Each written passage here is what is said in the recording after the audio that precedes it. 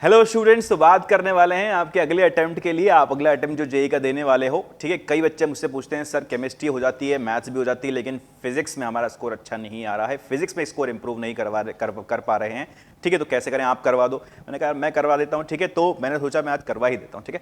तो मैं एक वीडियो लेकर आया हूँ आपके लिए, सो आपको पता चलेगा कि आपको जेई के अगले अटेम्प्ट में अपना फिजिक्स का स्कोर बढ़ाना कैसे, क्या क्या चीजें आप करोगे तो 101% आपका स्कोर बढ़ जाएगा। लेकिन सारी कर लेना, ठीक है। अगर एक भी छोड़ी तो नहीं बढ़ेगा फिर, ठीक है। देखो क्या करना है आपको, इसके अंदर क्या क्या चीजें देखनी है, तो हम देखते हैं। खुल जा सिम सिम, ठीक है। देखो क्या आया है आपके पास, practice practice and more practice, ठीक है। सबसे पहली, सबसे प्रथम और सबसे जरूरी चीज यह है कि आपको बहुत सारे क्वेश्चंस की प्रैक्टिस करनी है। बहुत सारे क्वेश्चंस आपको करते रहना है, करते जाना है, करते ही रहना है, ठीक है। जब तक आप बहुत सारे क्वेश्चंस प्रति टॉपिक नहीं कर लोगे, बहुत सारे का मेरा मतलब इतना ही नहीं है कि आप मतलब 2-3 हजार क्वेश्चन एक टॉपिक पे कर रहे हो, ठीक है। उतना भी नहीं करना है, ठीक है। फिर तो ऑल इंडिया रैंक आपके 1 ही आ जाएगी, इतनी उतना करना चाहते हो तो कर सकते हो आप, ठीक है। तो practice practice and more practice. जितने भी आप टॉपिक पढ़ चुके हो ना, बच्चे क्या करते हैं, बच्चे टॉपिक तो पढ़ लेते हैं, ठीक है। उसके बाद जो मॉड्यूल के अंदर क्वेश्चन दिए हुए हैं, जो बेसिक क्वेश्चन है वो लगा लेते हैं, लेकिन बेसिक क्वेश्चन से ऑब्वियसली आपको पता है कुछ होने वाला है नहीं, ठीक है।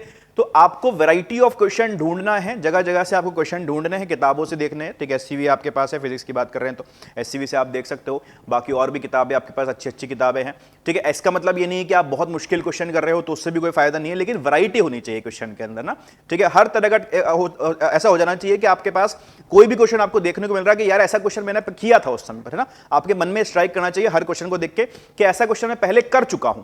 एग्जैक्टली सेम तो आपको देखने को नहीं मिलेगा, ठीक है। एग्जाम तो जो बनेगा वो बनेगा, उसके हिसाब से ऐसा क्वेश्चन आपने पहले कभी नहीं देखा होगा, लेकिन हम ये कह पाएंगे कि हाँ ऐसा क्वेश्चन हमने एग्जाम में जो क्वेश्चन आएगा, हमने ऐसा क्वेश्चन पहले देखा हुआ है, पहले मैंने ऐसा किया। जब जिस दिन आपको ये फीलिंग आ जाएगी ना कि आप जो भी क्वेश्चन देखते हो आपको लगता है कि हाँ ये पहले देखा हुआ क्वेश्चन है, ठीक है, तब आप बिल्कुल राइट ट्रैक पर हो, तब आपको पता चल जाएगा कि आप बहुत प्रैक्टिस करते हो, ठीक है। अगर आपको क्वेश्चन देख के ऐसी फीलिंग नहीं आ रही कि पहले देखा हुआ है, तो अभी थोड़ा लैग कर रहे हो आप, ठीक है। आपको उसको सुधारना चाहिए, तो खूब प्रैक्टिस करो।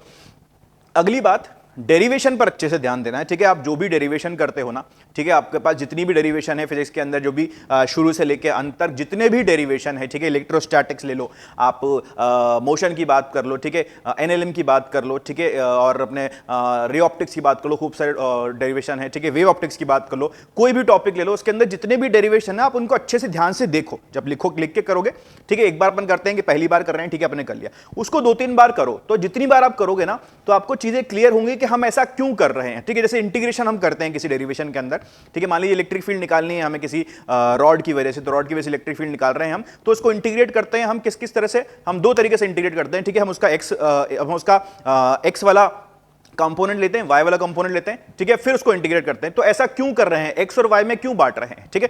तो ये सोचो जरा, तो ये सब चीजों को सोचोगे कि इसको हम चाहते तो डायरेक्टली इंटीग्रेट कर सकते थे, लेकिन नहीं कर रहे हैं, तो क्यों नहीं कर पा रहे हैं, है ना। 2 कंपोनेंट्स बांटने की जरूरत क्यों पड़ रही है, इन सब चीजों को जरा सोचोगे, ठीक है। डेरिवेशन करते जाओगे तो ये सब आपके दिमाग में आती है, अच्छा कैसा हो रहा है कि इसी का जो डायरेक्शन है वो हर एलिमेंट के लिए अलग अलग आ रहा है, इसलिए हम इसको डायरेक्टली इंटीग्रेट नहीं कर सकते, इसलिए हमें इसको इंटीग्रेट करने के लिए अलग अलग डायरेक्शन लेने पड़ेंगे, ठीक है। तो ऐसी बहुत सारी चीजें डेरिवेशन के अंदर होती हैं जो कि आपको आप देखते जाओगे, करते जाओगे, जब बार बार करोगे उसको, ठीक है, तो आपको पता चलेगा कि हाँ डेरिवेशन को ध्यान से करने से मेरे कई सारे कंसेप्ट्स क्लियर हो रहे हैं, कई सारी चीजें आ रही हैं, और आपका न्यूमेरिकल जो एप्टीट्यूड है वो भी उससे थोड़ा सुधरेगा, ठीक है। क्योंकि कई बार इंटीग्रेशन का इस्तेमाल होता है, डिफरेंशिएशन का इस्तेमाल होता है, लॉग का इस्तेमाल हो गया, बहुत सारी चीजों का इस्तेमाल डेरिवेशन के अंदर होता है। तो डेरिवेशन पर बहुत ही अच्छे से ध्यान दें। दूसरी चीज, डेरिवेशन पर ध्यान देने से आपको क्या होगा, आपको जो फॉर्मूला मिल रहा है, ठीक है, वो आप सही से लगाना सीखोगे। कैसे लगाना सीखोगे, ठीक है। कई बार ये होता है कि डेरिवेशन बच्चा कर लेता है, फॉर्मूला रट लेता है, जैसे ही उसके पास क्वेश्चन आता है फॉर्मूला लगाने की कोशिश करता है, फॉर्मूला लगा लेता है, आंसर आ जाता है, ऑप्शन भी दिया होता है, मार्क करता है, गलत हो जाता है। क्यों होता है ऐसा, ठीक है। जब हम डेरिवेशन कर रहे हैं तो उसके अंदर ऐसा तो नहीं है कोई स्पेशल कंडीशन के अंदर ही वो फॉर्मूला लग रहा हो, ठीक है। कोई स्पेशल कंडीशन हो तभी वो फॉर्मूला लग रहा हो। जैसे कि हम ग्रेविटेशन की बात करें, अगर आप बहुत कम हाइट पे होते हो और एनर्जी में आपसे पूछता हूं तो उस पॉइंट पर आप mgh एनर्जी बता देते हो, ठीक है।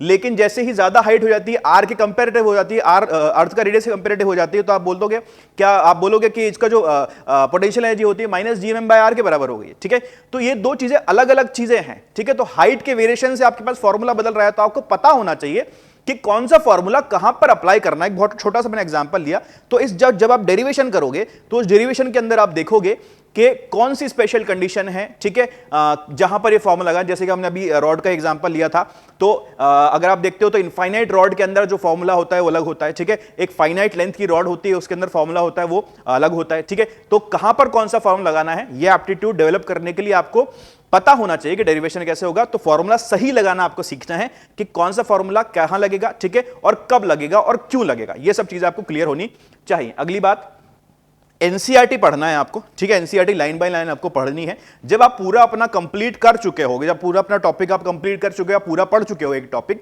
ठीक है, तो एनसीईआरटी उठाओ, ठीक है। टाइम पास आपको करना है, ठीक है, आपके पास आपको क्वेश्चन करने की इच्छा नहीं है, ठीक है, थक गए हो, जो भी है, आप बैठे हो अपनी टेबल पर, ठीक है, एनसीईआरटी लो, एक हाइलाइटर लेकर हाथ में रखो, ठीक है, और उसको पढ़ो बस, ठीक है, उसको पढ़ लो और पढ़ के मार्क कर लो कि क्या क्या चीजें आपको इंपॉर्टेंट लग रही हैं। आप जब वापस एनसीईआरटी खोल के देखोगे तो सिर्फ जो चीजें आपने मार्क करी थी वो आप लिख लेना।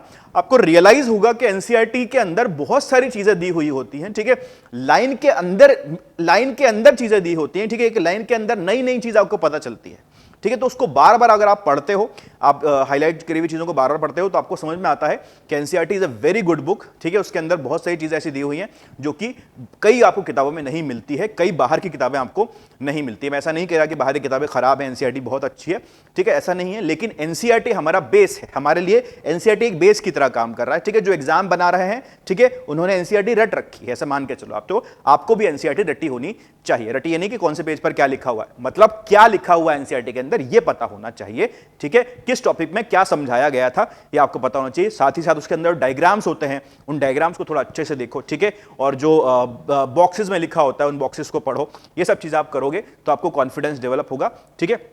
आगे बात करें तो कैलकुलेशन स्पीड और एक्यूरेसी आपको बढ़ाना पड़ेगा, ठीक है। अब होता क्या है कि न्यूमेरिक आपका एग्जाम के अंदर आपको ज्यादातर न्यूमेरिकल्स देखने को मिलेंगे, ठीक है। अगर बात करें तो लगभग 80% न्यूमेरिकल आपको देखने को मिलेंगे।